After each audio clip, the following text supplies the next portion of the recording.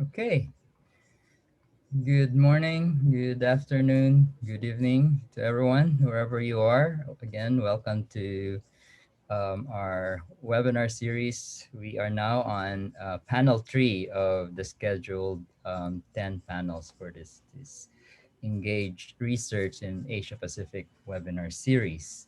Um, and before we start, I would like to, or we would like to acknowledge that the Department of Anthropology, the Center for Southeast Asian Studies, the Kotsan Institute of Archaeology, and the Asia Pacific Center at UCLA acknowledges the Gabrielino Tongva peoples as the traditional caretakers of Tovangar, the Los Angeles Basin, and Southern Channel Islands. As a land grant institution, we pay our respects to the Hunuk Vitam ancestors, Ahihirum elders, and Iyuhin Kim, or relatives, relations, past, present, and emerging. We are grateful for the let me turn this on. I forgot to turn this on. The support of the One Earth Foundation for anthropological research through the webinars on the future of anthropology grant. The Henry Luce Foundation, the New England University First People's Rights Center, the National Chenji University Center for Taiwan, Philippines, Indigenous Knowledge, Local Knowledge, and Sustainable Studies, the UCLA Kotsen of Archaeology, and the UCLA Asia Pacific Center, the UCLA Department of Anthropology, UCLA Center for Southeast Asian Studies, University of Hawaii at Manoa Center for Southeast Asian Studies, Ifugao State University, the Partido State University, and the Save the Ifugao Terraces movement are co-hosts of this webinar series. We are also grateful for the help that we're receiving from the webinar planning group. Again, they've been working since June to carry out this webinar series. Panel 3 of the webinar series discusses how traditional resource extraction has been employed by indigenous and our local communities for generations.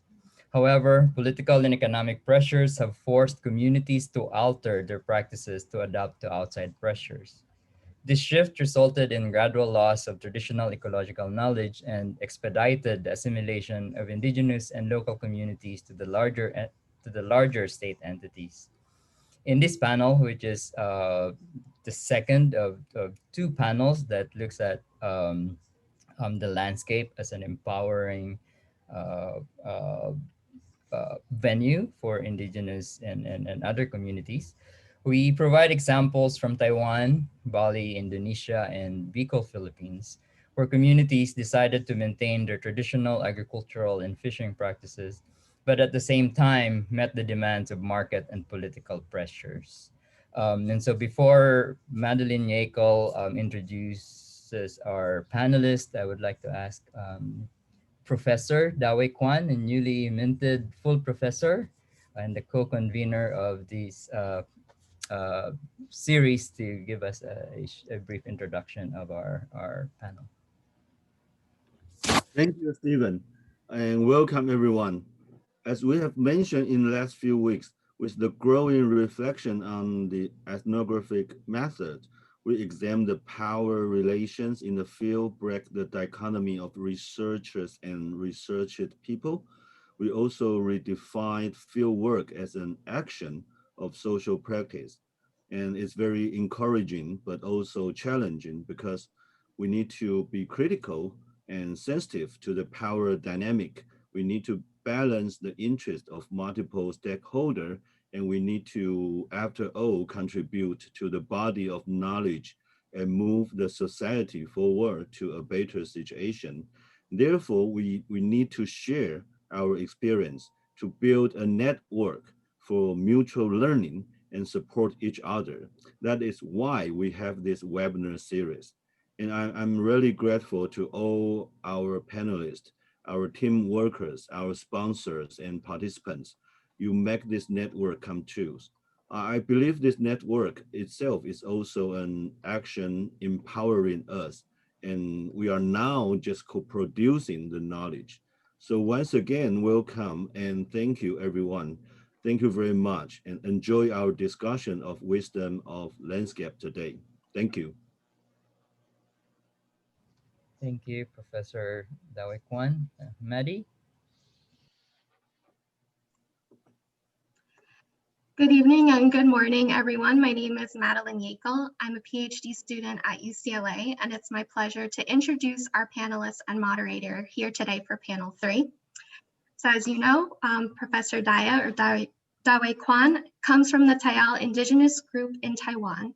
He received his PhD degree in geography from the University of Hawaii at Manoa and is currently an associate professor in the Department of Ethnology at NCCU. His research interests include Indigenous geography, Indigenous land policy, Indigenous community mapping, and community-based resources management. Devoting to integrate his works of academic research, teaching, and community service for the claim of Indigenous land rights, he collaborates with different Indigenous communities in many traditional territory mapping, land use planning, and community development projects. In addition to the fieldworks in Taiwan, Daya also commits himself to the comparative studies and collaborations within the Austronesian language-speaking communities in Southeast Asia and the Pacific, including the Philippines, Hawaii, and Aotearoa communities, or New Zealand. Daya has extensively written about Taiwan's Indigenous peoples' issues, including the need to include Indigenous perspectives in defining traditional territories, co-written with our other panelist, Yiren Lin. Raul G. Bredesina is an environmental and resource economist, aquatic biologist, academic leader, mentor, and development advocate. He has pursued research and extension projects on coastal, riverine, and upland communities, focusing on ecosystem, resource utilization, and behavior and culture as they relate with sustainable development. He has been implementing research projects in shrimp systematics, biodiversity conservation, and ecotourism of protected seascapes and landscapes, economic valuation studies of marine protected areas, marine fishery, reserve sanctuaries, fishery socioeconomics, aquaculture, and evaluation of livelihoods and adaptation strategies of coastal and rural communities to hydrometeorological disasters in rural southeastern Philippines. He has earned academic degrees in aquaculture, ocean science, and resource and environmental economics. He is currently serving as president of a state higher education institution with strong concentration on instruction, research, and community extension on sustainable utilization of coastal, riverine, and upland resources, ecosystem governance, socio-ecological resiliency, and rural development. Agong Wardana is assistant professor at Environmental Law Department, Faculty of Law, Universitas Gadjah Mada in Indonesia. He is the author of Contemporary Bali, Contested Space and Governance, and his articles have been published in, among others, Critical Asian Studies, the Asia Pacific Journal of Anthropology, and Asian Journal of Asian Law. His research interests include environmental law and governance, law and social movement, critical heritage studies, and socio-legal studies. Yiren Lin is director of the Research Center of Humanistic Innovation and Social Engagement at Taipei Medical University. He received his PhD at University College London's Department of Geography. His expertise includes ecology, indigenous studies, cultural geography, environmental justice, and food sovereignty. He has been engaged in numerous indigenous community projects and is currently working with the International Partnership for the Setoyama Initiative, or IPSI, to promote self-sufficient management of agriculture and natural resources within local communities. Our moderator today is Ching-Ping Tang, Distinguished Professor of Political Science and Director of University Outreach at National Chengchi University in Taiwan. He has long been dedicated to transgressing disciplinary boundaries by publishing rigorous journals of different fields, including sociological, anthropological, environmental, area studies, developmental studies, and political science and administrative science journals.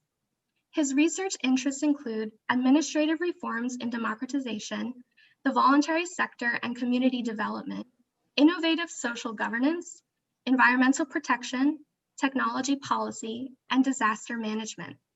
In recent years, he ventures in leading a multidisciplinary team to assume social responsibility of the university by promoting just development in the neighborhood of the campus.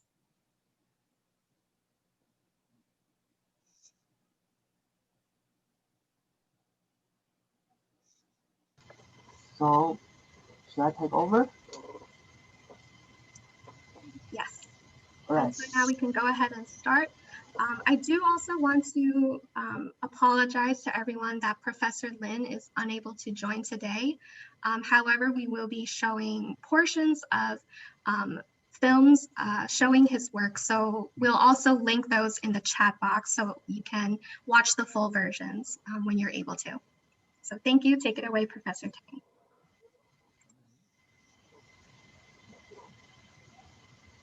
So am I supposed to take over now? Great. Happy Moon Festival is barbecue day for today rather than working. But it sounds a very interesting panel here. So I'm happy to join you to have all this interesting discussion.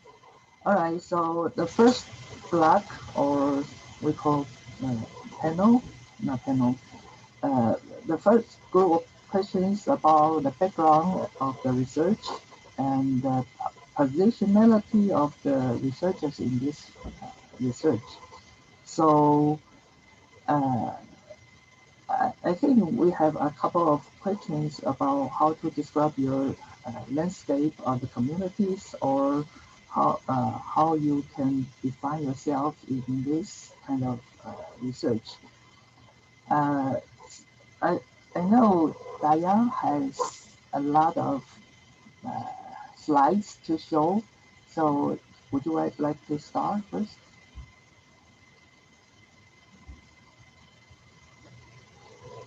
Yes.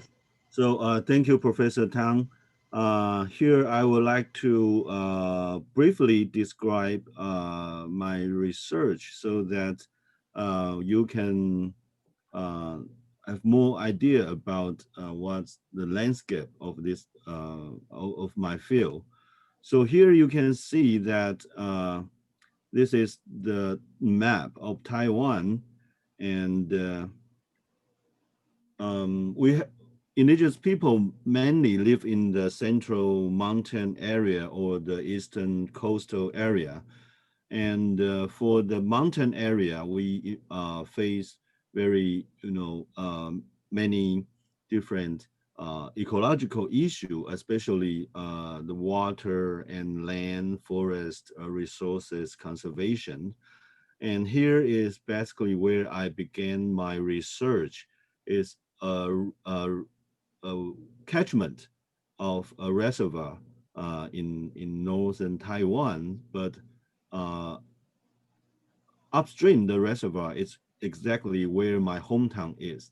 It's the homeland of Diane indigenous people. So you can see that there is a reservoir downstream, but upstream we do cultivation, we do hunting and gathering in the forest on the slope. And this is the landscape of our living space. We have beautiful mountain, beautiful forest, and beautiful river. And my studies start with the awareness of the restriction from the government. There are different law implemented upon the land use. So many regulation and restriction over our people, but there was no FPIC, no consideration of indigenous culture of land use, no consideration of our need for development, and of course, no consideration of our philosophy of our relation with our environment.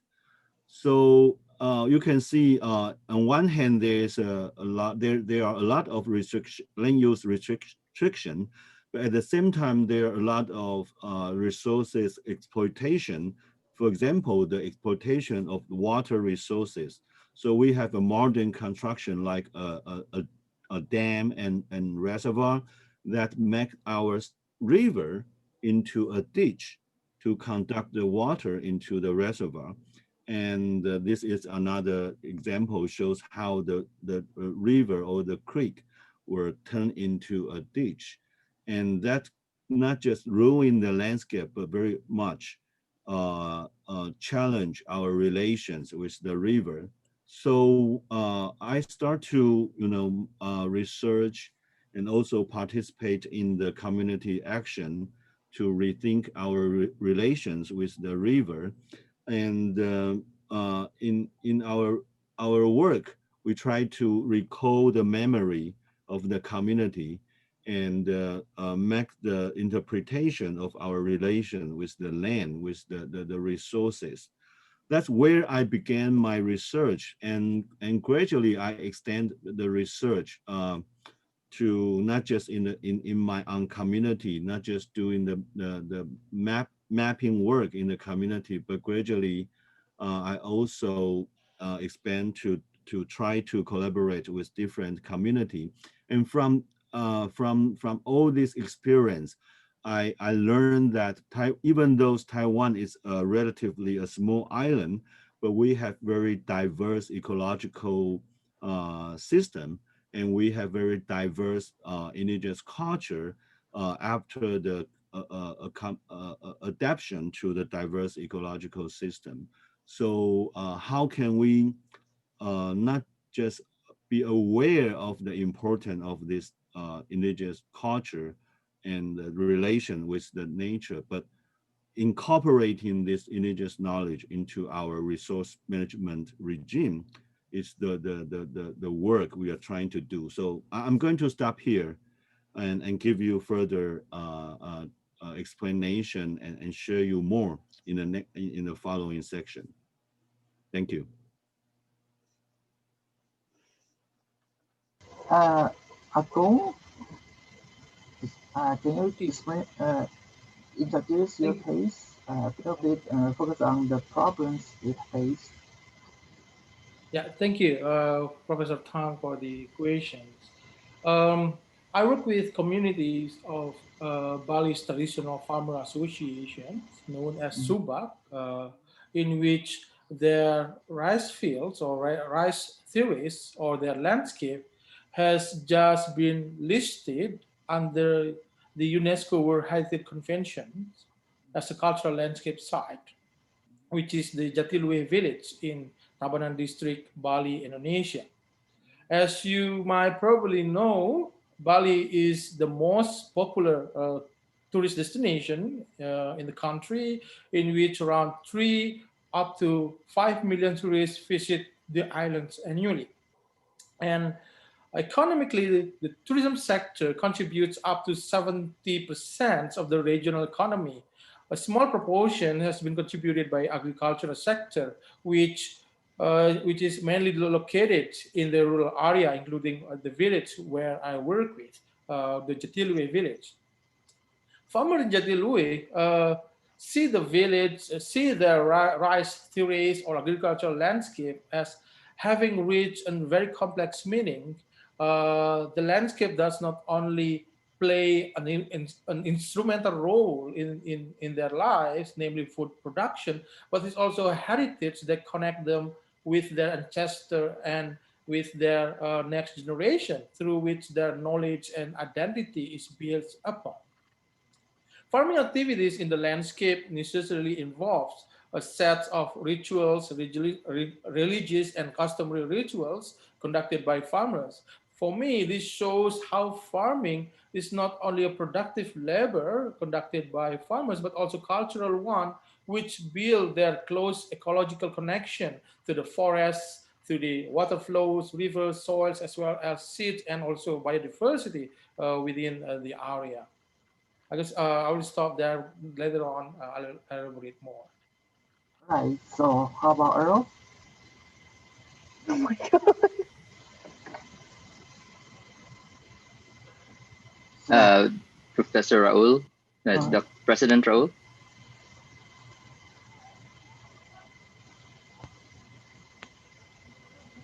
Good morning to everyone. I am working with coastal and upland communities.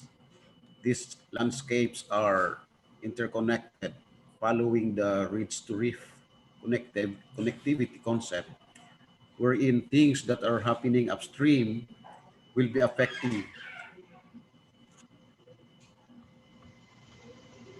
all right.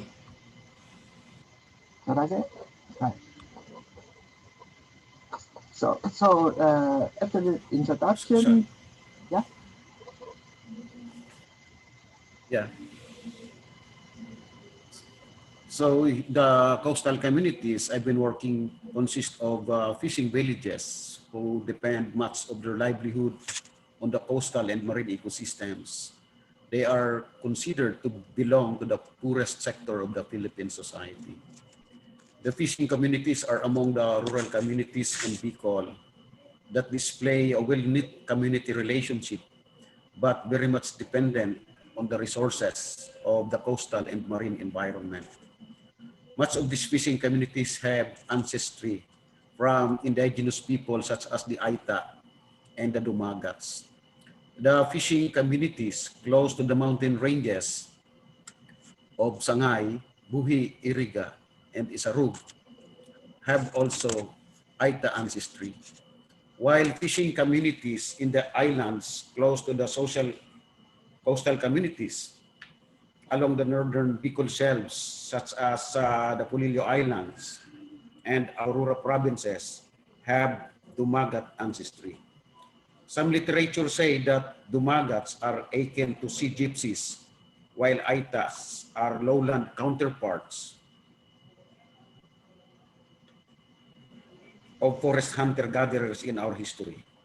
The coastal landscape has been subjected to pressures of overfishing and unsustainable extraction for resources, using unsustainable fishing practices influenced by the technological advancement in fishing.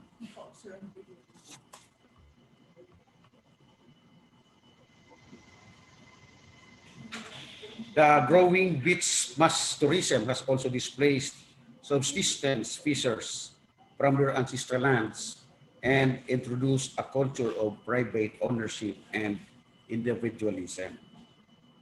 The upland communities that I've been working for are communities settled near the riverine ecosystems of Mount Isaru, a natural protected area.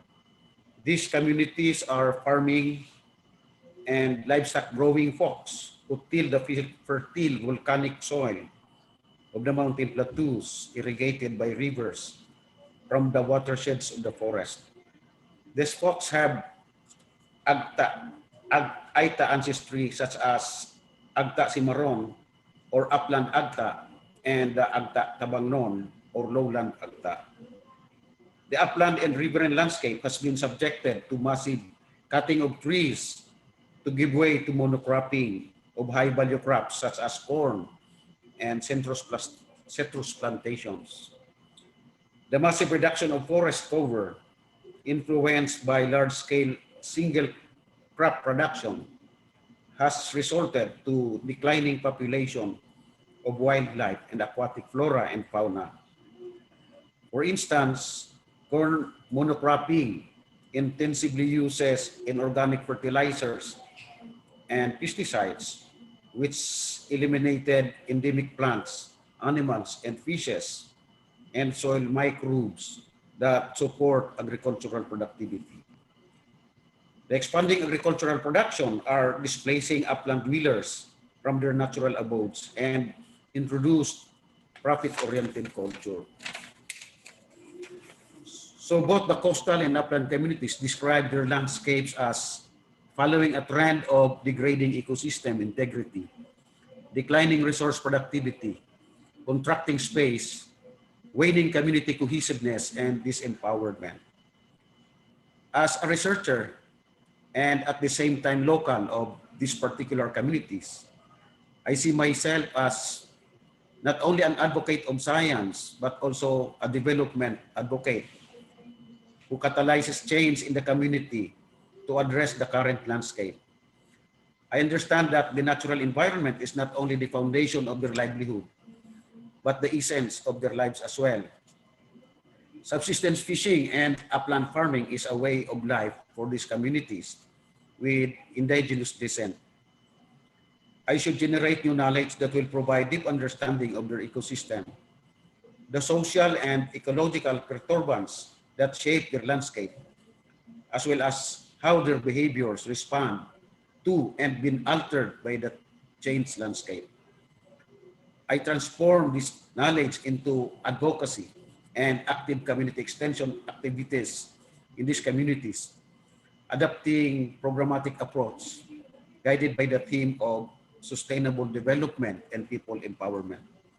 Here in the university, being engaged in community works and research, we believe that their lives and livelihoods, attachment to the landscape is strengthened by the local traditions and indigenous knowledge that form parts of their social memory. There are sociological knowledge and traditional practices that promote sustainable utilization and sense of community belongingness that need to be rediscovered, highlighted, and mainstreamed in advocacies and interventions to capacitate and mainstream their participation in decision-making process that govern the use of the resources and the environment. In the university, we adapt their indigenous and traditional knowledge and practices in developing and implementing rules in use and strategies in ecosystem governance. Right. Okay, so it's about time to move on. As a community engaged scholar, the first thing we encounter is the politics in the community. Usually they will have a lot of power struggles and conflicts. So would you like to share some of your thoughts about how to position yourself in this kind of conflicts and how to face or probably avoid any siding issue of this kind of power struggles? Daya? So Daya Yes, is, thank you, Professor Tang. Yeah, that's a very good question, and that's important. From my personal experience, because I myself come from the community, right?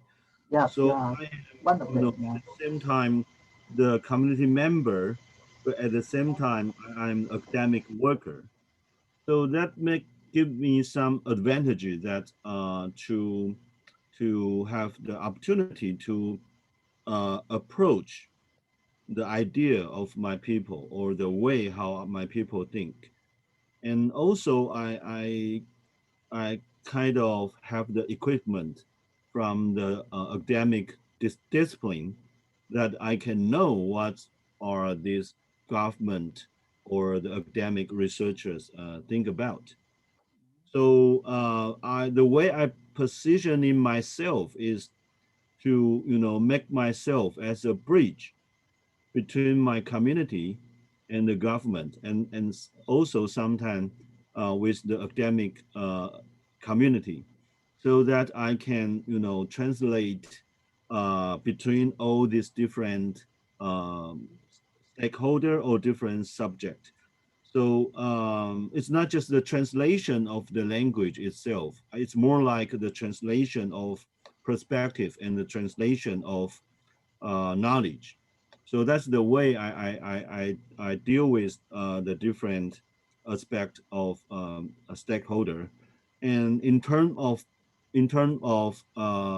conflict, or as Professor Tang just pointed out, the politics, being a bridge, it also helped me to think from the different perspective, like to know what the government, why government think like this, or why different stakeholders think like that. So that helped me to transform from one perspective to another, and to bridge the different perspective. My experience in Taiwan was that we have local elections, right? So in elections, you get division of the community members to different competitive parts. That's So true. yeah, how would you deal with this? You are both insider and external, starter. Yes, So yes. so what's interesting experience you have? Um, Honestly, I don't personally involve in the election activities, because Mhm. that's very easy for you to be labeled as one side from another. So I will continually show my concern of local activities and participate in the local activity, like the wedding, or the different ceremony. But I will particularly avoid from, being labeled as a politician or part of the election activities.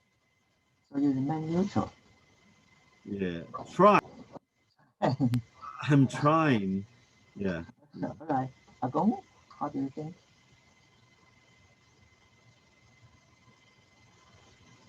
Yeah, I think the question on positionality is very important in engage research. For my experience, before being an academic and researcher, I have been working as environmental activist for quite some time. So, in one advocacy, my organization had worked with this farmer community to refuse development a project located in the upper forest that has Mhm. implicated their water source. And after stopping the project, I wasn't in contact with them until I conducted research for my PhD on the politics of the nomination of their village as the UNESCO World Heritage Site. And then I entered the village for second times. Then once I reached the village, although I'm not originally from the community, but I originally from similar in one district with the community. So I have my own cultural baggage as part of their district. I have my sensibility toward the community because I know their culture values are. Once I returned to the village, they expected me as what I was before when I came to the community for the first time as an activist to support their cause. As a researcher, of course, and at the same time, and as an activist, at first I felt like I was in a constant negotiations between how to navigate my roles and as an academics and as a researcher and as an activist, because then the way I deal with that, then of course it's very hard time to how to balance the rules. In one occasion, I tried to be a good listener as a researcher and to listen to their problem. But sometimes, because my activist background, I push myself a bit further, yeah, to provide advice and even to get involved in advocacy where they face their problem. For example, they face a problem of the sand mining near their landscape, and then they were very concerned with that, and they didn't really know how to deal with that, and they asked me to step in order to help them, because my lawyer's background, how they could deal with this problem using the legal forum. So that's why I advised them, and then I also took part in advocacy by sending letter to the government, and bring the media to coverage these issues as well. And that's part of my activist work in this community. And when I finish my research, then I feel more free to express my activist side. Yeah, then I focus myself in advocacy work in assisting them to bring their voice to the general public and to decision makers. And the dilemma I faced was during my research, when conducting my academic research. But when I finished my research, I changed my role into an activist. That's from my experience on positionality. Thank you. All right. So Raul, so you probably have a lot of resources to bring into the community, right? So some of the community members might share your ideas, but some of them might not. And some of the community members might be moral. Some of them might not be so moral. They might be so more selfish. So would you carry your resources to any side of these members? Sorry, Professor Tan, could you say it again, because I couldn't hear you, because the Right. volume is really low. Yeah, actually, this question is for Raul, right? So Raul is with us now. Okay, sorry. Yeah. So you bring a lot of the resources back to the communities, right? So will you do something that you wish to do by citing one part of the community rather than balancing yourself in the community? Can you understand that?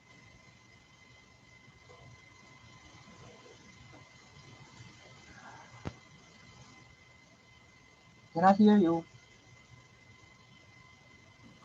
Can you please repeat the question again, sir? Oh, all right. So, Dr. Acabado. okay. Can you please repeat the question again? Sure. So you are the president of the university, right? Yes. And so you bring a lot of resources with you back to the community, right? You can do that. Yes. So some of the members might be more willing to do something that your ideas would like to do, and some of them might not be cooperative. So my question is that, will you be a neutral, or you're part to some side of the communities to do something that the scholarly idea might be deployed?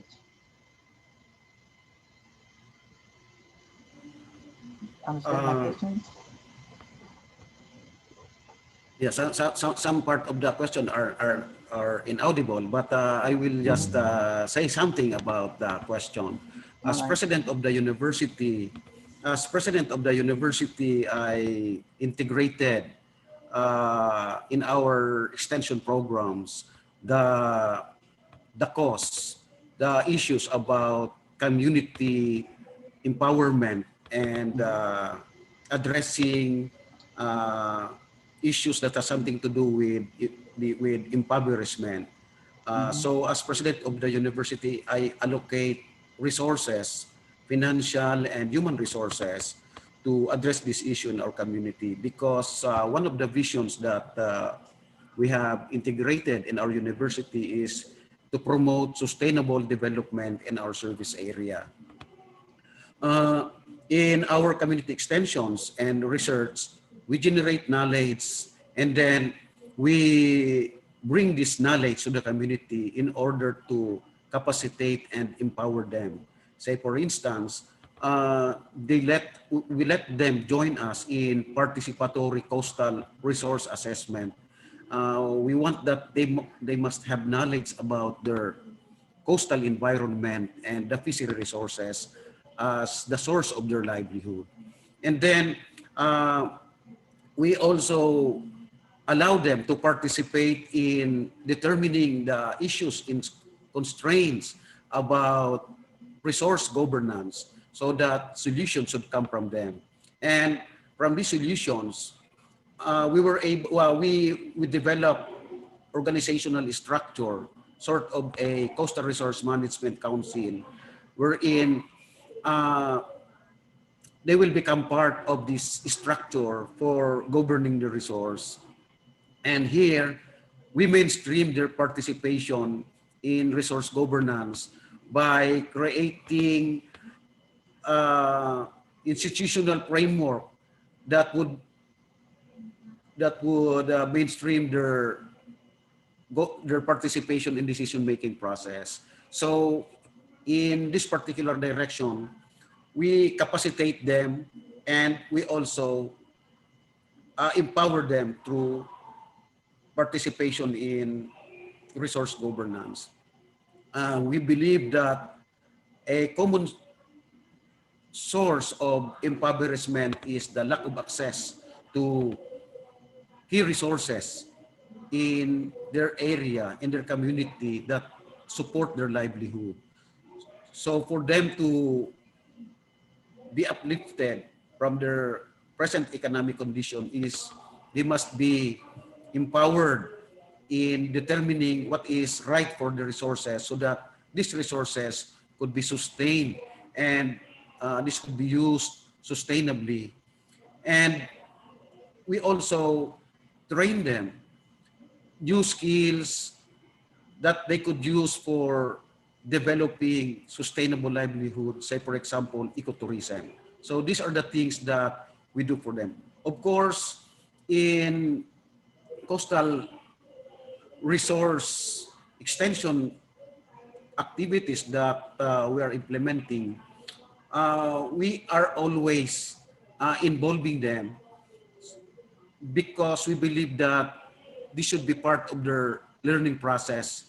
And I believe that this would learning on the issues and problems that confront them and deeper understanding of what causes these issues would promote their participation in sustaining not only their environment but also their livelihood. All right. Thank you. So let's move on. In addition to the President Tang, internal, yep. can I say something? Yeah, sure. I would like to add in more some of my experience. Right. I quite agree with Agong about being an academic worker. You have sometimes been to advocate or participate in or devote to advocacy for a better social condition. So, I totally agree with that. And but I also noticed that, I mean, in Taiwan, from the Taiwanese context, as Professor Tang just asked a question about election, because election involved in so many different interests, not just the public interest, but also many personal relations and personal interest. So I would say there's a boundary between academic workers and politicians, and being aware of the boundary is important because it is the position of being an academic worker that make you earn the trust from the community, right? So we have to keep the trust with the community. That is important. So we have to advocate sometime, but we know that's for the public interest, but not for personal interest. And that come to your another question regarding to the resources we brought in, we bring into the community, because that will attract people. People know that you are coming with resources, and very often the way the community motivate themselves is based on the family tie or the family relation. We need to pick up someone that we will want to begin with, we want to collaborate with. And it's very difficult to begin with whole community. Sometimes we begin with one or two families. That's very normal. Mhm, uh, then we will encounter the challenge. The mhm, other family come to you, or murmured that, oh, mhm, that they are only collaborating with one or two family, so they are mhm. benefiting each other and excluding the other family. That is also a challenge, and I think we need to be aware of that. It's a very dynamic situation. We are not able to have all community families participate in our project in the very beginning, but we need to be aware of, or open to the possibility to have more family being included in the process. That's my experience. Thank you. Right, right. Thank you. All right. So let's move on. In addition to internal conflicts, most of the communities would encounter external impact. So that's something that the upper system, like the economic system, or uh, we call modern system, that may have impact on the indigenous systems.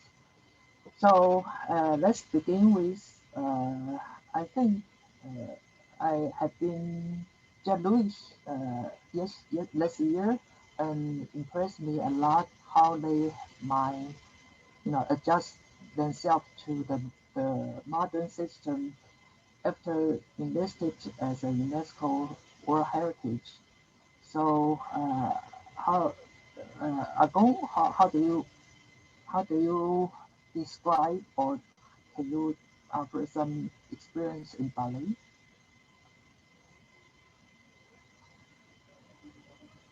Yeah.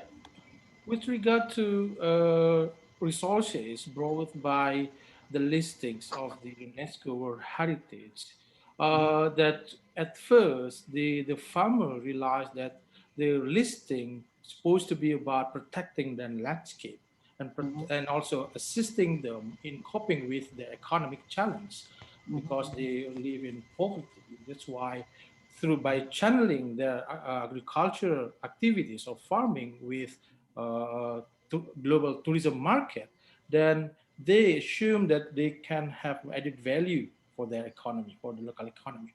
But in fact, once the management of the UNESCO World Heritage Site uh, has been established, the UNESCO status even then, in reality, even push the marginalization of the farmers even further because the World Heritage listing that's supposed to be about the protection of the landscape has been hijacked by particular local elites because mhm. these local elites that manage the institution, the body that manage the heritage site. That's why that's become a problem right now in the farmer community that I work with. The problem faced by them is really is about unfair distribution of the benefit derived from tourism activities brought by the UNESCO branding. Yeah, my experience in St. Louis was that the farmers kept asking me, can we, I'm from Taiwan, so he asked me how can we offer machine, the machine in the field, offer machine instead of using cow in the field. All right, so it occurred to me that if they replace the cow, so they won't have a pool for the fertilizer, so they will not be able to maintain the eco-friendly system of agriculture. So this kind of technological impact on local communities What do you think? Is there any solution for that? Yeah, for sure. The tourists coming to their village, and then, of course, would affect their relation to the landscape.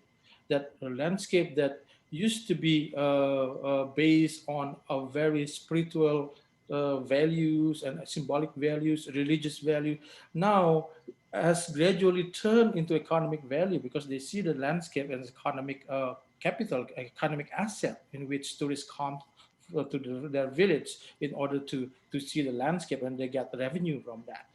And of course, this when the tourists come, they expect to see something based on their imagination. But that's why particular activities try to be hidden.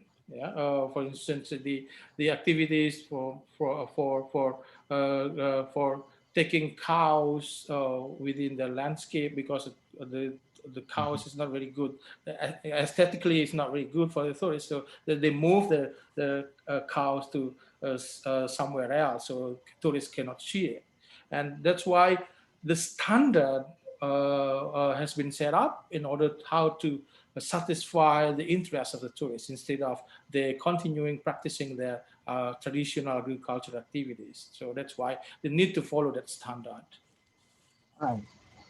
So for Raul, uh, I my experience in Taiwan was that the local community usually won't have any autonomy of the fishery resource management. For example, they will face the external throwing ship to destroy the fishery resources. So I think it should be the same problem in your country. So what's your solution and what is your position on this question?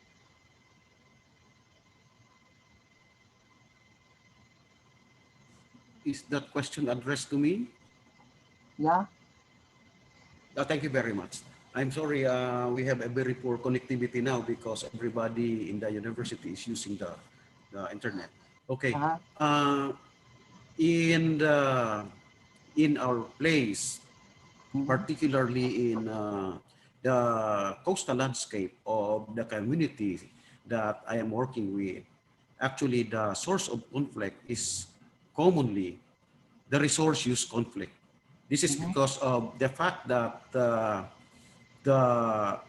coastal ecosystem is a common pool resource wherein it is considered as a public good, and this created behavior for racing for fish, meaning everybody has the incentive to maximize the benefit that could be derived from the ecosystem or from the environment, resulting to degradation and poverty. So here, there are two activities, there are two directions that we would like to pursue because of resource use conflict. First, many people would like to maximize fishing because they would like to address their living condition. They would like to earn money. Another one, there are also those who are very much concerned about protecting biodiversity and sustaining this for the future, particularly the government, the NGOs, and the academe like us. So we address this by coming up with a design. We adopt the marine protected area approach wherein we modify it following a community-based management, marine community managed marine protected area. A protected area that is managed by the community as a means of empowering the fisher folks and promoting sense of ownership. Mhm. The design of marine protected area addresses these two issues. So we have the core or no-take zone at the center of the marine protected area, and also the marine reserve or take zone, but using only passive fishing gear or sustainable fishing. So in this particular uh, design, we were able to address use conflicts in coastal communities. So this is how we address issues that confront the community in relation to the environment that supports their livelihood. Of course, in this community managed scheme of their environment, we integrate in the governance scheme socio-ecological knowledge, indigenous knowledge, such as beliefs, traditions, and taboos that are helpful, very much helpful in encouraging community members to participate and cooperate in implementing policies that govern sustainable utilization of fishery resources as well as critical habitats. Also, through this community-based approach, we still able to rework and reestablish the social capital by building trust to each other, both vertical and horizontal trust.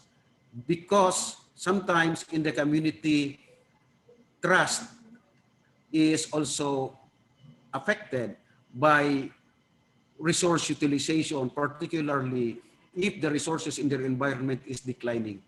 The behavior to raise for fees create an individualistic behavior that result to mistrust and degrades the fiber, the community fiber that unite these people and result to uh, poor management, poor outcome in protected area management. So all these things are strategies that we implement in order to promote social cohesion, trust, and social capital in fishing communities, starting with their environment that defines their economic welfare. Right. Okay, Dr. Daya, you raised so many questions, issues in your communities, right? So did you see any solution or improvement from the recent development of the communities? Yes. In terms of the political and economic impact you just mentioned, I think in the Taiwanese context, we have the impact from the government regime, right? Mhm. Uh, there's a new political order, the new social elite that replacing the previous traditional decision-making system. But it doesn't mean that the previous traditional decision-making system doesn't exist. It's more like existing at the same time. So we have to negotiate not just with the traditional system, but also now the newly established social elite. And that's one challenge. And another challenge is the governmental regime, as I just mentioned, that they took away most of the land and forest from the indigenous people. So now more than 90%, 99%, I think, of the forest are managed by the government. I mean, became the state property. So arguing our traditional territory, claiming our traditional territory, and arguing that we do have the knowledge to manage the resources. So we deserve to participate in the management regime is one of the effort we try to solve the problem. Another problem is the economic pressure. We do have very limited land parcel that were assigned to indigenous people called indigenous reserve land. That was began since Japanese colonial era and succeeded by the KMT government. So we do have some land parcel with our uh, title on it. But because the privatization policy that kind of break down the collectivity of land use and land ownership we have in the society, so we also face the problem of under table land trade. So the land acquisition from the outside pressure, the market mechanism is also kind of challenge and bring the social economic crisis to indigenous people. And I think they are related. I mean, the land land right and land use, they are related to each other.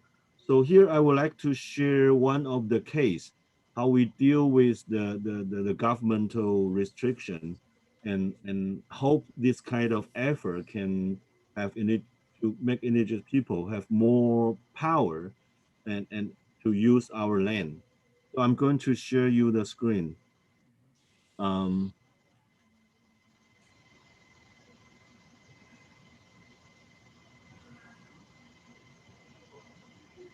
so sorry.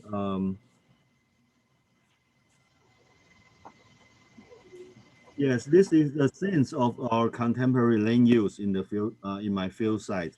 So you can see the agriculture happen on a very steep slope, and according to the government regulations, it's illegal. Very often it was categorized as illegal land use because there is a system that saying that you cannot do your cultivation over this steep slope land.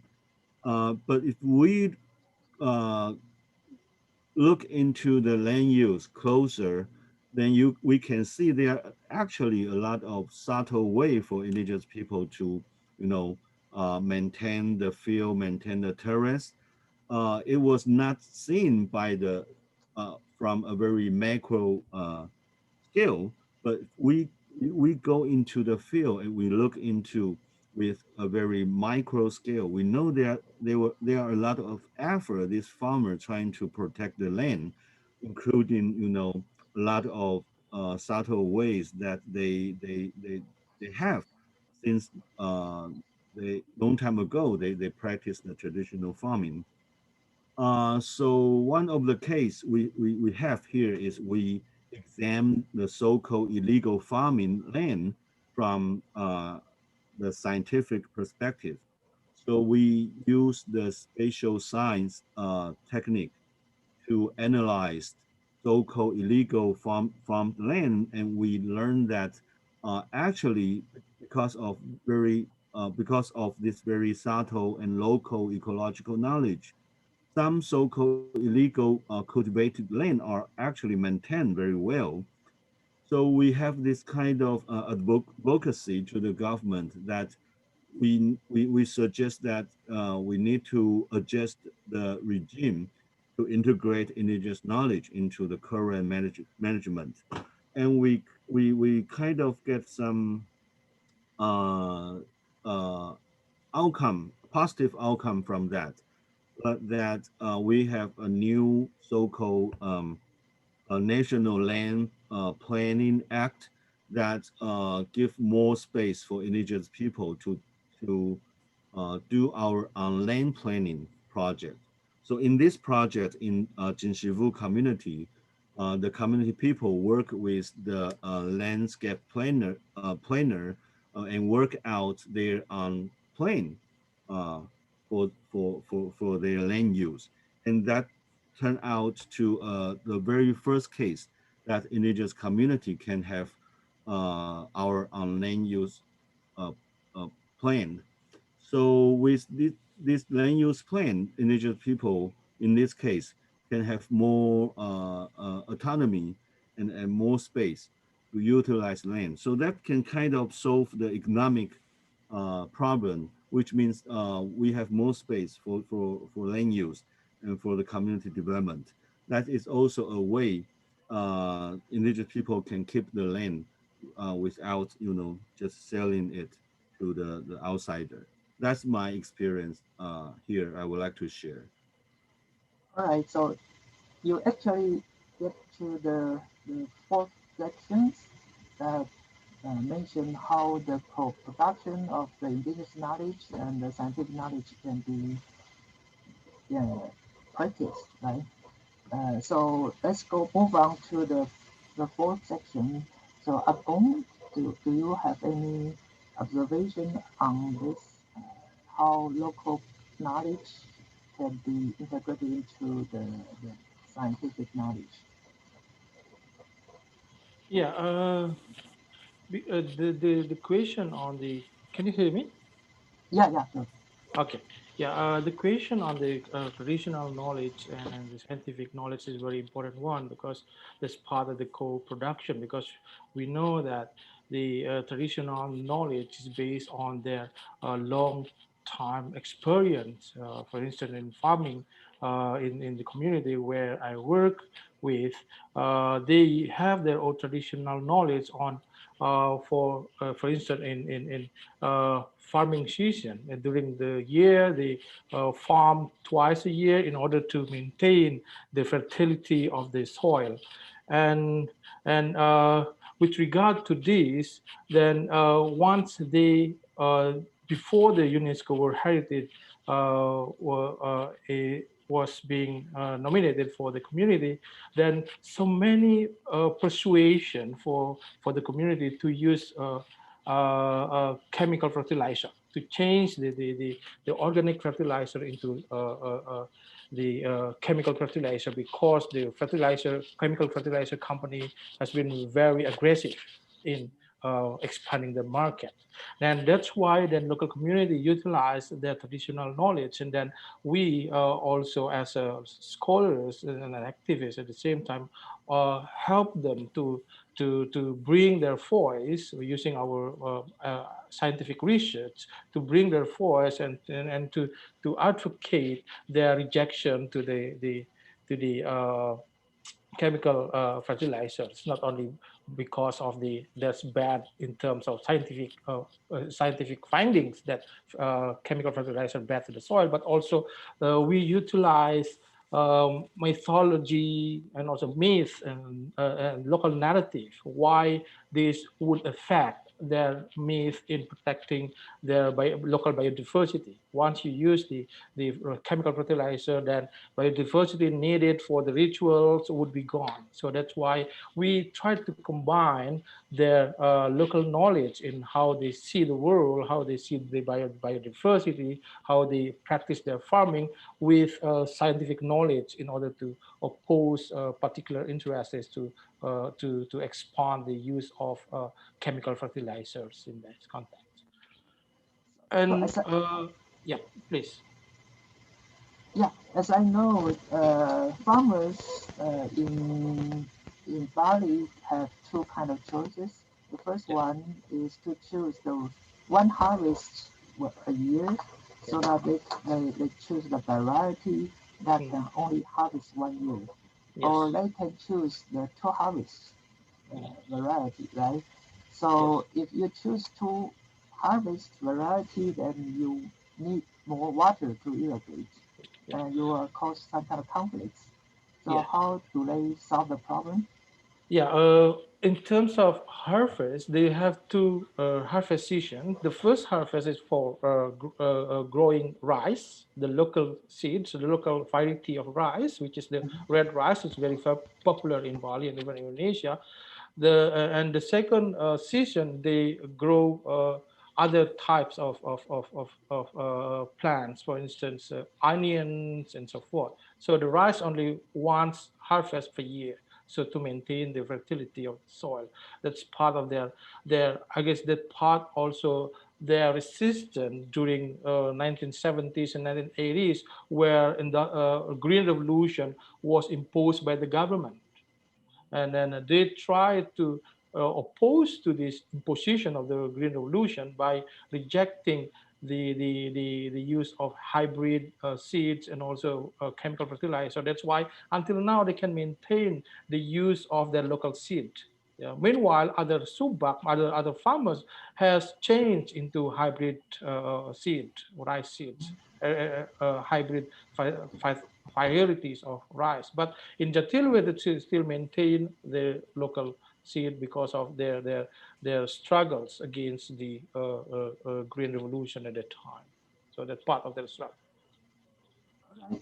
Uh, so how about fishery ground, Raul? Do you have any example for the combination of local knowledge and scientific knowledge? Yeah. Here in there is an existing tuna fisheries in the community that I work with. People are fishers are catching skipjack tuna and yellowfin tuna, and it could always be expected that in a common pool resource like tuna fishery or skipjack tuna fishery, people would always raise for fish, and everybody would like to maximize benefits from the resource. However, we have this traditional knowledge of respecting a particular private institution in the form of what we call as a tabao. A tabao is a fish aggregating device that is used to aggregate tuna, skipjack tuna, wherein community fishers would go and fish on that particular aggregating device because they know that this tabao has an investment coming from their fellow fishermen. When they come home, they provide some form of compensation. Part of their cuts, they give it to the owners. So this is one way of an institution wherein the rules in use are being respected by community in order to recognize investment of fellow fishermen, despite of the fact that the environment in which they get the resource for their livelihood is a common pool, meaning it's for all. Another one is that we have this local tradition of baruri, which means that every fisherman, when they come home, they are obliged to give some portion of their catch, share it to their fellow fishermen. So this is a practice here that is that we would like to sustain, despite of the fact that we are modernizing and people, because of economic pressure, tend to become more incentive oriented and individualistic. And just like Taiwan, we are along, our communities are situated along the Purushu Current or the northern equatorial current. And this is frequented by typhoon. And they have this ecological knowledge that when some insects are seen flying in mass, they believe that there is impending typhoon, and they would suspend fishing along the shore. So this helps them in some way to uh, uh, they can use this indigenous knowledge in some of their adaptation strategies. Right. All right. So, what will be the role of the scholar to, bridge these two kind of knowledge? Do we have any idea? Any of you? Yes, we would like to integrate this traditional knowledge into ecosystem management that they could adapt or developing rules in use, Mhm. because using traditional knowledge uh, result to more compliance among fishers, because unlike in farming wherein there is private ownership of the land they till, in fishing there's no private ownership. Here sustainability would only depend on the cooperation and trust of each member of the fishing community. So uh, encouraging every member of the community to cooperate and have trust on everybody. Traditional knowledge, ecological knowledge are very important because uh, the, they respect this traditional knowledge and they can relate to this. So how to do that? According to the experience in Taiwan, the traditional knowledge has been dissipating. We just cannot know exact what they are, and many times we need to do very hard work to find them out. So how would you do? Do you have any experience on this?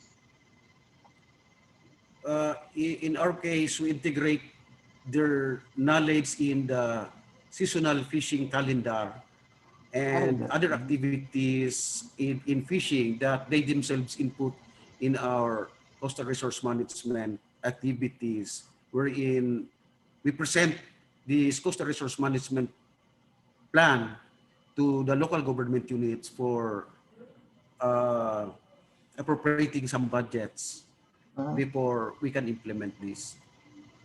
so local government participate into, and any NGOs with you, or Yes, yes, all right. yes, Diane? because still these communities are being governed by local government units in Mhm. terms of the fishing activities.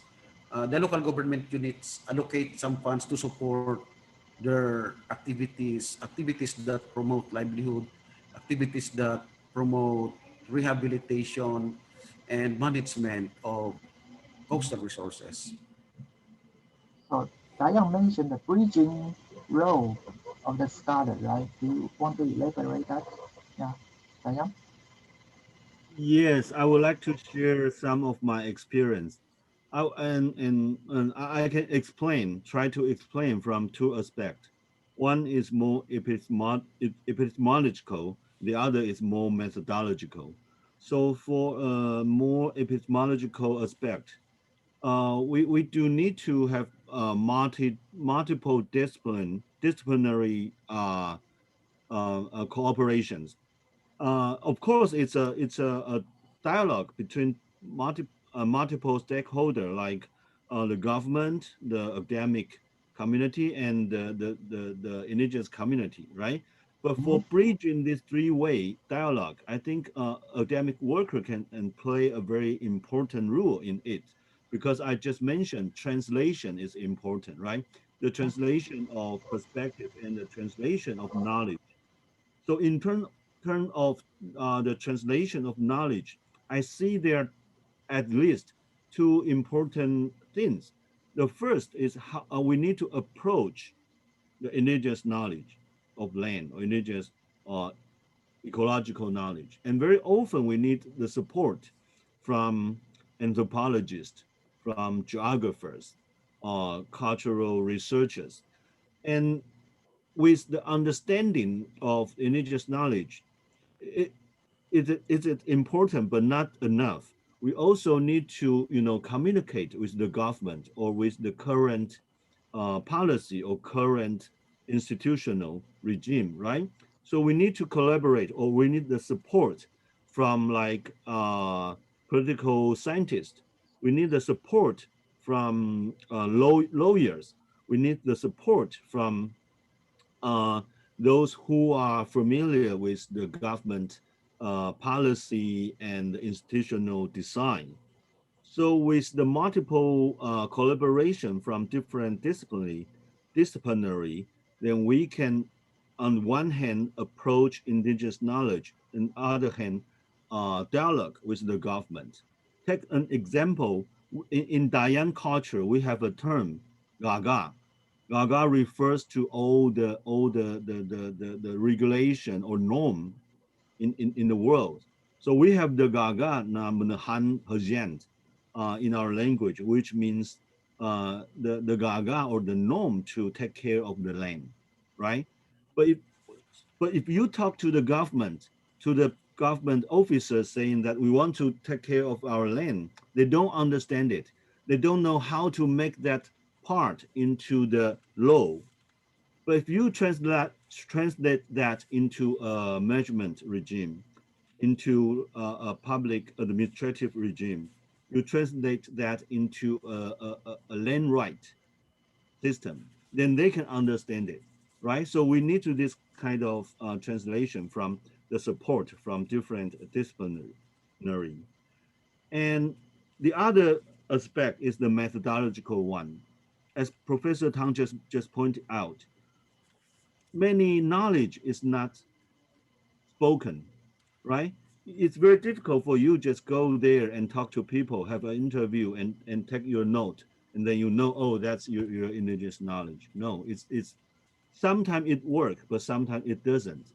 So being part of the community, work with the community, a very close observation and work with, it's important because many knowledge is in practice. Only after practicing the knowledge, then you see it, then you know what it's about. So that's my experience. Any other opinions?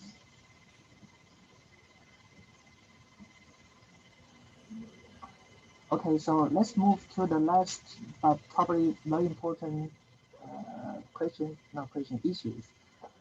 How can we promote or actually protect the indigenous rights in your society? We know that indigenous knowledge could be very vulnerable. Very strong external political economic institutions might destroy them. And of course, they are in a very inferior status that they can probably not very effectively protect themselves. So can you evaluate how, for example, Taiwan, Philippines, and Bali, not Bali, Indonesia, how these governments have been able to protect the indigenous rights? Start with Agong. Agong. Yeah, thank you.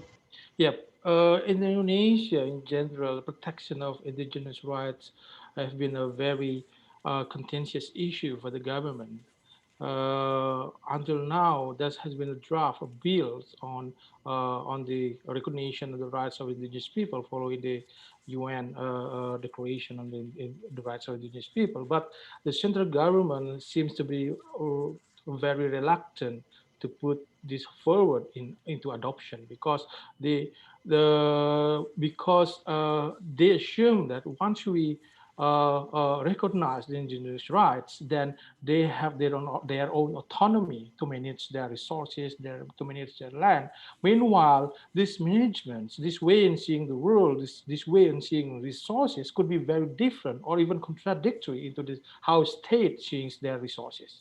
That's why Indonesia nowadays still rely on the state perspective in seeing natural resources because the resources that owned by indigenous people by using state law can be easily appropriated for palm oil plantation, for instance, or mining, for instance. But once you get indigenous rights, then it's not it could be not that easy to appropriate in their territory. That's why it's become contentious issue. In my experience in Bali, of course, this also in Indonesia, there's some part also some court, for instance, constitutional court, uh, has been very progressive in opening up the recognition of the indigenous right. For instance, the Adat forest or forest owned by customary community or indigenous people has been recognized as part of their domain, part of their ownership, collective ownership. Before that, before the constitutional court decision, the indigenous forests should be put within the state forest, in which state has the authority to manage them. Yeah. That's why the indigenous people didn't really have autonomy to manage their forests. Once the constitutional court gives the decision, then the indigenous people have their own authority to protect their own forests and territory. But the problem later on is that the the government usually assume that the boundaries of indigenous territory is fixed, just like the boundary of the state, right? Meanwhile, on the ground, the boundary of the traditional territory, indigenous territory, is fluid. It's not really unlike the state territory. It's fluid. It's following their ecological condition. Also, it could be happening. They cut across different regions. They cut across different districts. So that then create a technical problem for drawing the boundary of the indigenous territory and in protecting the indigenous right, because we need to define first the indigenous territory. Meanwhile, the indigenous territory is fluid and cut across the administrative regime.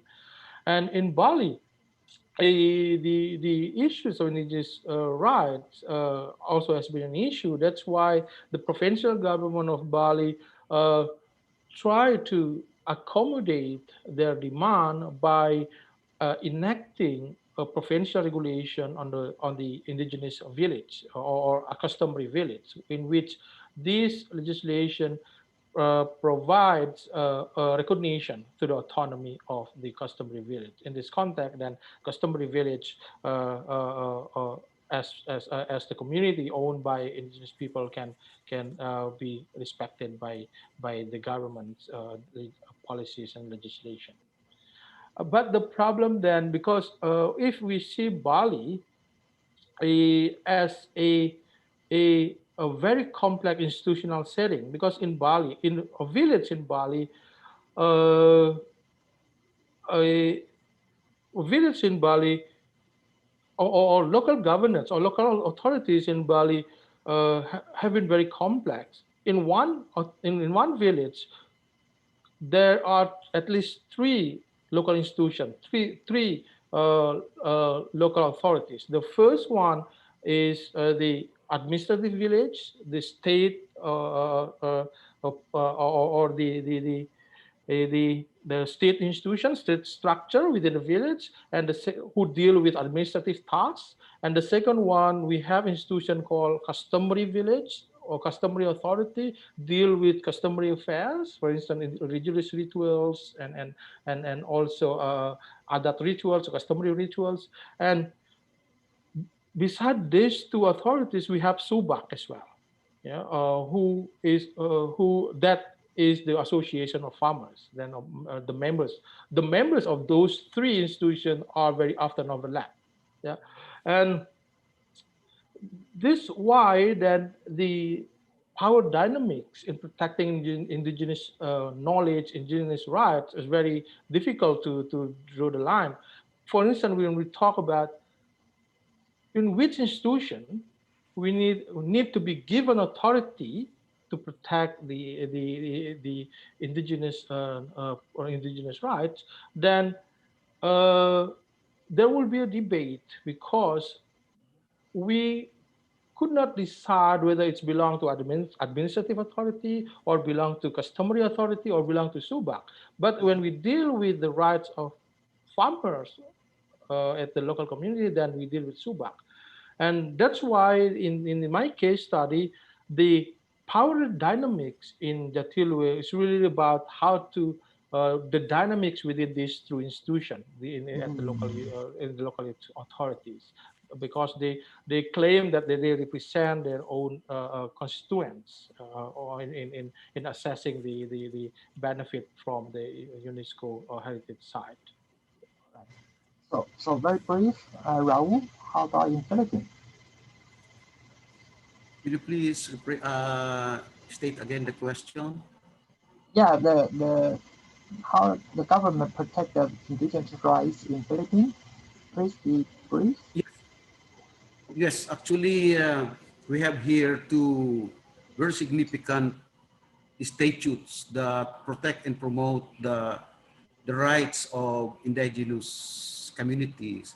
First is the Indigenous Peoples Act of the Philippines, which guarantee the ancestral lands to the indigenous communities. Another one, this particular statute or act also allow the indigenous people to stay in protected areas. Uh-huh. There is a law that declare key biological areas in Mhm. our country, which designate core zone or where economic activities, commercial on a commercial scale are being prohibited. But this law allow indigenous people to stay within this area because of the philosophy that it is part of their culture. So these laws allow them this protect and promote the rights of indigenous communities here in the Philippines. So Diane, very brief in Taiwan. Yes, as I just mentioned that during the Japanese colonial era, most of the forests and land were taken away by the state, and they leave very limited parcel called reserve land to indigenous people. And this regime was succeeded by the KMT government. And during 1980s, we do have a booming indigenous movement, including the indigenous land movement, the the claim for indigenous land.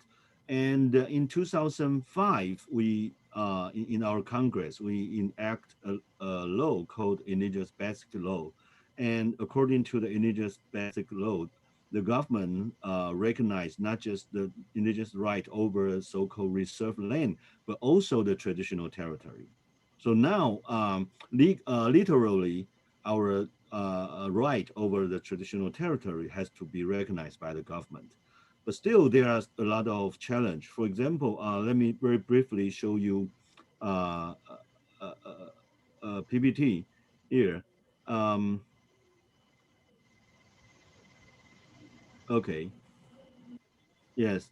Um, for hunting, for example, in 2004, the government aiming to uh, recognize indigenous people's right to hunt in the forest. So the Forestry Bureau have had an experimental project for indigenous people to hunting in certain regions, and they require indigenous people to report in advance to register to the Forestry Bureau, say to report that I want to go hunt and I want to hunt what species and how many per day I want to get in this hunting. From the perspective of the Forestry Bureau, because they want to manage the overall amount, right? It's a quote management system.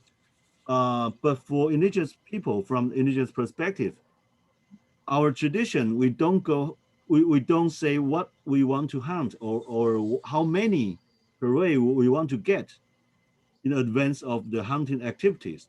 It's violating our tradition.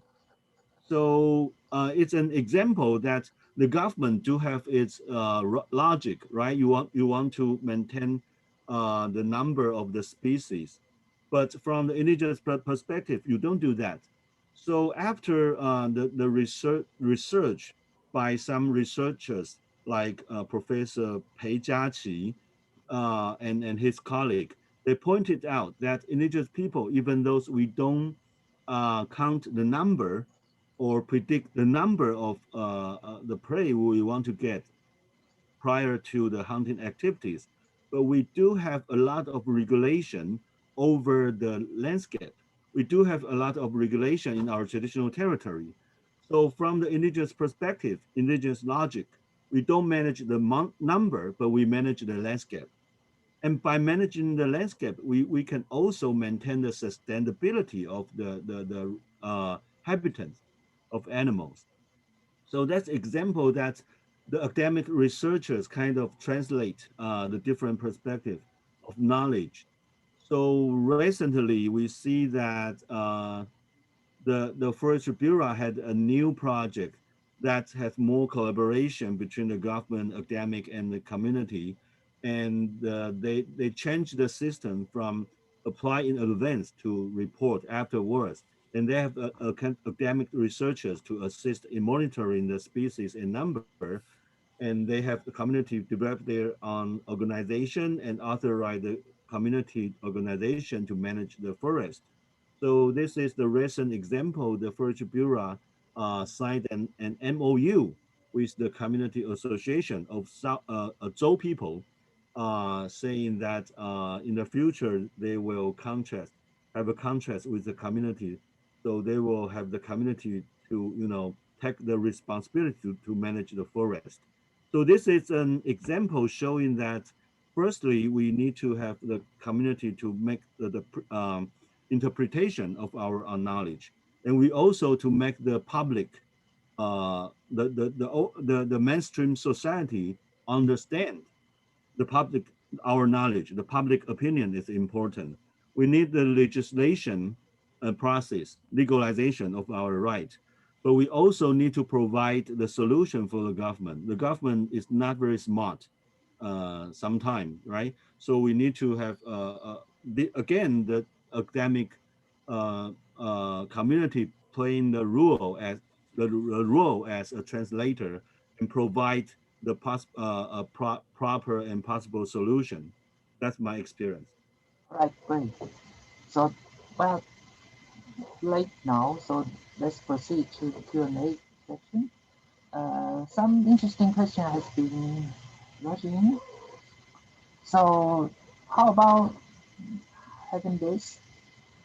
What recommendation do you have to maximize the decision making uh, when the outside research work in the area? Means that we mentioned that we have conflicts in the communities and really maximize the collective decision making would kind of ease this kind of conflicts. So how do you think we can do to improve that? Any ideas?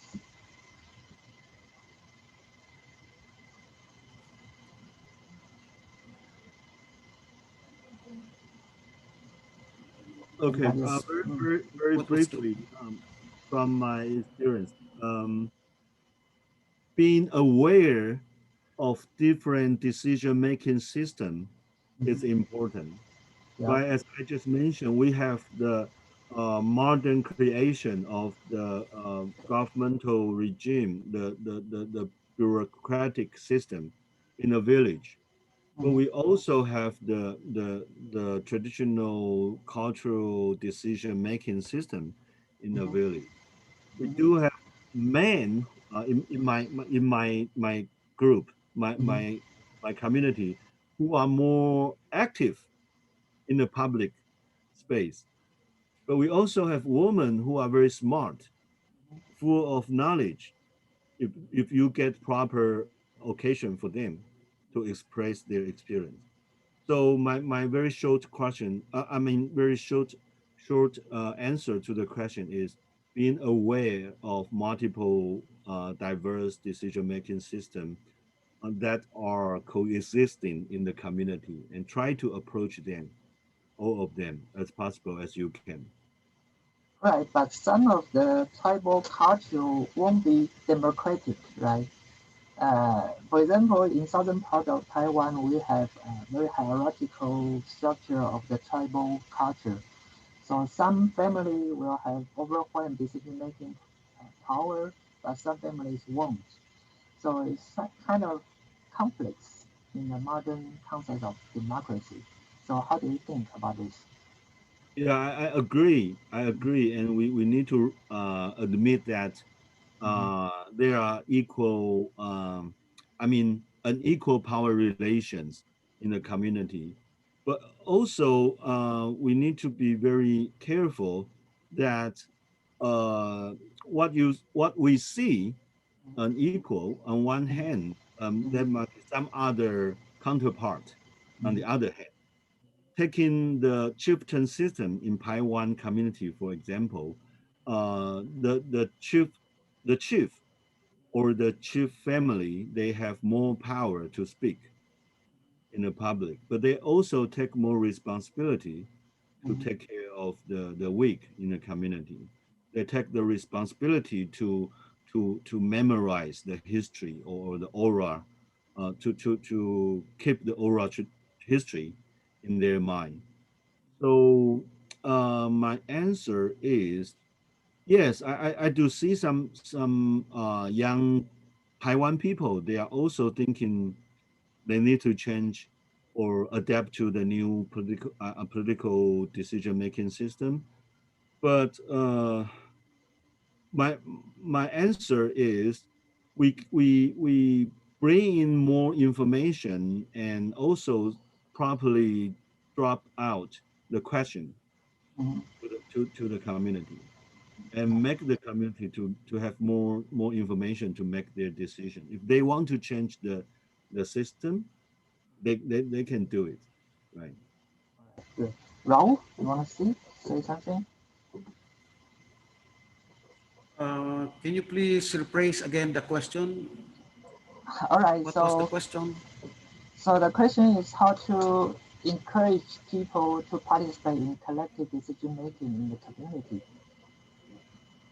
Yeah, actually here, as I've been saying, we always start our engagement with community with scooping, scooping of issues, and uh, we do this through what we call as participatory exercises. So here, it is the community who inputted information, and then from this information, we integrate this into uh, the management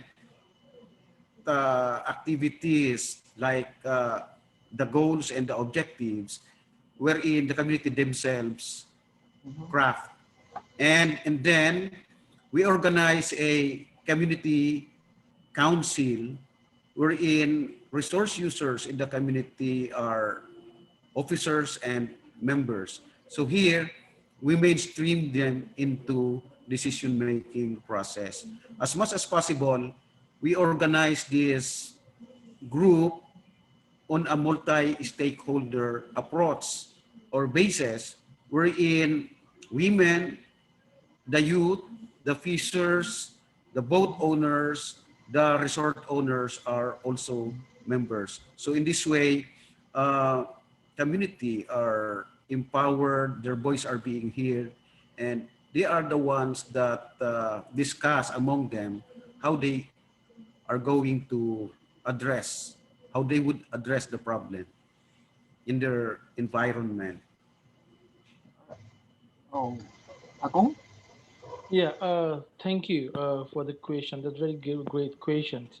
And very often that when we talk about participations in the decision-making process, the way the government conduct the decision-making process is very technocratic one. So participation is judged or is assessed by whether or not the representative of each community are there in the process of decision making without being aware of the unequal power relation. That's why the question from Professor Tang is very important. How that we realize the unbalanced relation of power within community. Although we have, for instance, in Bali, during the in the context of heritage management, we have the body management body Mhm, who are claimed that is claimed to be co-governance by involving every stakeholders in the governance system, in the government body.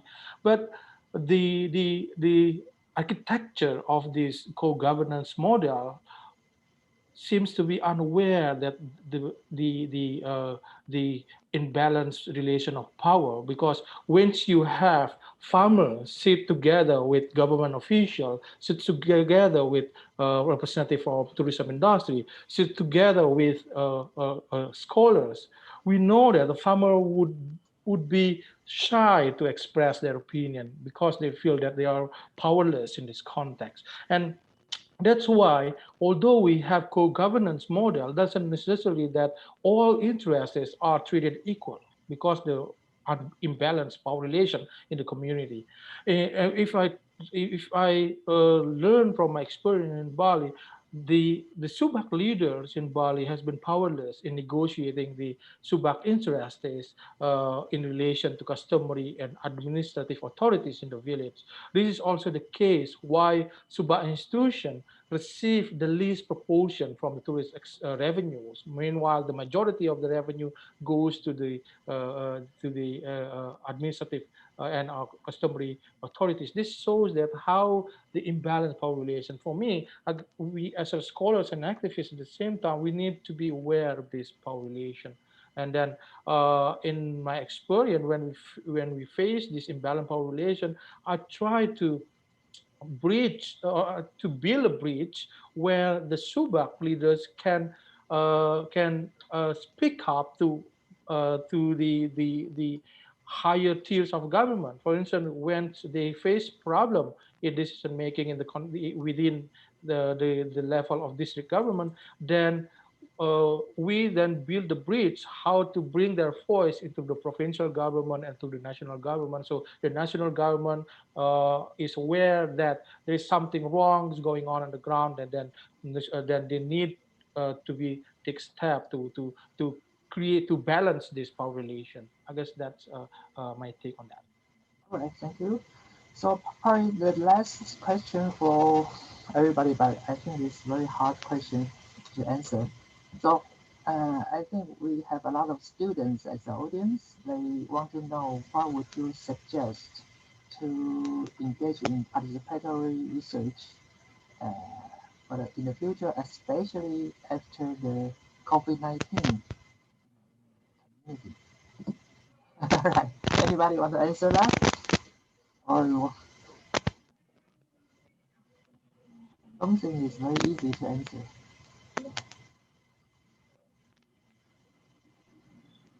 It's not easy to answer, especially regarding to COVID-19, but I do have something to share. Um, uh,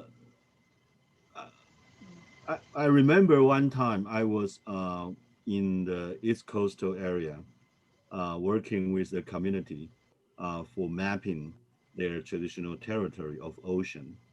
So we were in the coastal area and we invited some community member to share us, as a tour guide. They give us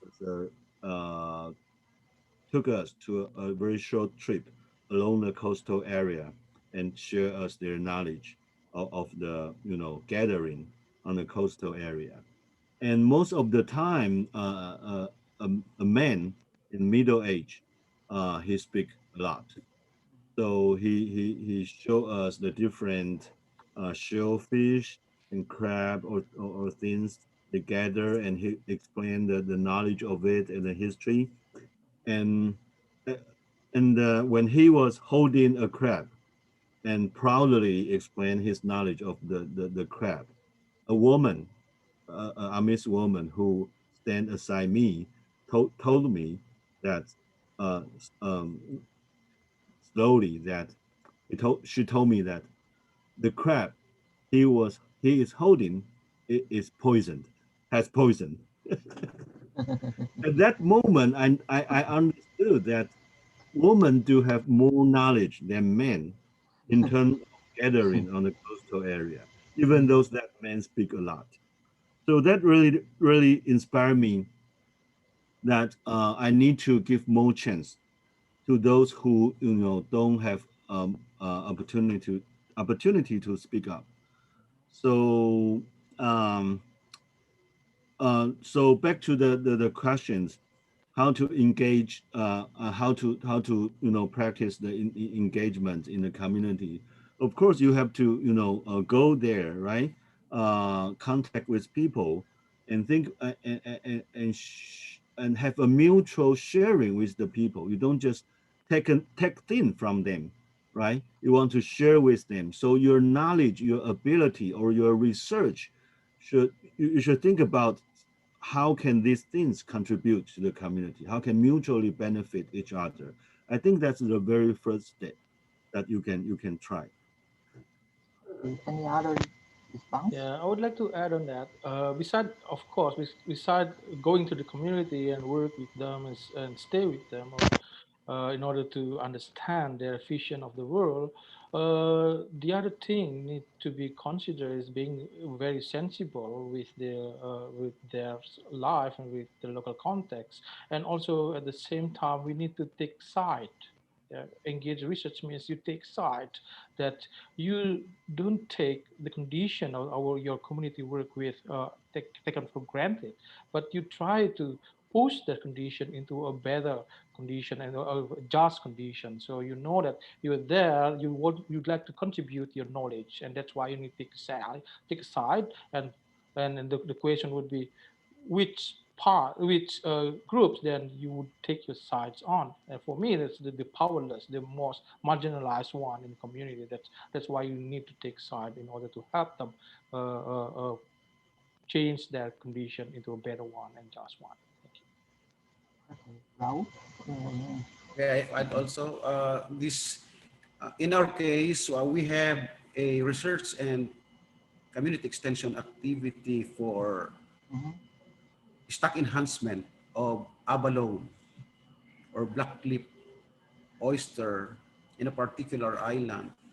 And because of the COVID pandemic, we're not allowed to make contacts with fishers.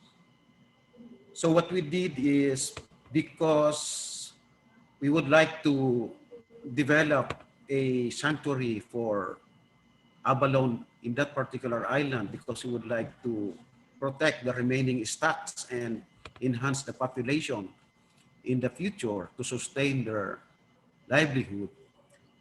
There is a need to integrate the sentiment of fishers and community community officials in the municipal ordinance, that it is a sort of a law or policy that would govern the monitoring, the use, the activities that are being prohibited inside the sanctuary. There is a need for us to integrate the sentiment of the resource users. So what we did is we coordinated with the local government official, the mayor, and the mayor told me that she can request the fishers and facilitate to bring them to the municipal office, and uh, through Zoom, through Zoom meeting, we can discuss with them, we can listen to their sentiments online and still integrate their sentiments on the law or the municipal ordinance that would be developed and discussed by the municipal council before it will be finally implemented in their community. So that's how we did it in our case. Right, thank you. We are approaching to the end of the seminar. Any last remark for the audience? Voluntary or? All right, great. Yeah, there's question here. Uh-huh. There's question here coming from Madi. Yeah. Madi, there is, how do you, she asked, how do you advocate for policy changes, given that most laws and projects of government and corporations are You want- detrimental. Okay. Hello? Hello? Can I still So you want to answer that? hello? Oh, Do you we want still to have answer time? that? Yeah, we are running out I'd of like to time. answer. Yeah, question number 1. Okay. Really Okay. quick, okay? Okay, I think because communities are dependent on ecosystem services, here we address this by conducting economic valuation of ecosystem services and presenting this to policymakers. Because when they see monetary amount or the monetary value of a particular ecosystem, then and only then that they would take action and protect the environment that promotes the livelihood of indigenous people. Alright, so it's about time to end this very exciting discussion, and I appreciate your opinions and your feedbacks. And I think, as Professor Dayang Guan told us, that this is a very valuable network for us to continue our research and for young students to involve in your work. And I think Professor Avocado might have some announcement, so jump in. Thank you, everyone. Actually, it's Maddie who's going to give the last word for this webinar. But I would like to take this opportunity to thank the panelists and the moderator and to everyone who attended this panel. Maraming salamat. Mabalos. And terima kasih. Not Maddie. Yes, I want to echo Dr. Acobado and say thank you to everyone, to our panelists, our moderator for a really engaging discussion. And thank you again also to our attendees for submitting your questions, your comments. We read all of them and share them with the panelists every week so that they can see how you're engaging with their work. You can also reach us by email. If you check our website, our Gmail account is there. I do also want to promote our panel for next week. It is going to be on weaving and empowerment, so you can register for that on Zoom at our website. If you also look to the chat box, you can see the link for our e-certificate and survey. Even if you don't want the certificate, we really encourage you to fill out the survey so that we can keep continuing to improve our panels every week. This was our 3rd panel out of 10. We have 7 more to go, and we really would love to see you participate in each panel every week. I also want to remind you that if you were not able to watch the whole panel today or to watch panels 1 or 2, you can check out those on our website. They are up there where you can rewatch them, and you can also read the transcripts. Those are available for download. And just a reminder too, we apologize that Professor Lin was unable to participate today, but we do have a couple links to some films of his research that you can see. I also posted them in the chat box. They are also on our website, and on our website you can see information on all of our panelists and our moderator. And with that, again, thank you for participating and hope to see you next week for panel 4. Thank you, Maddie. Thank you very much. Thank you very much. Nice meeting you all. Thank you, Professor Tang. Thank you, Professor Daya. Thank you, Professor Raul.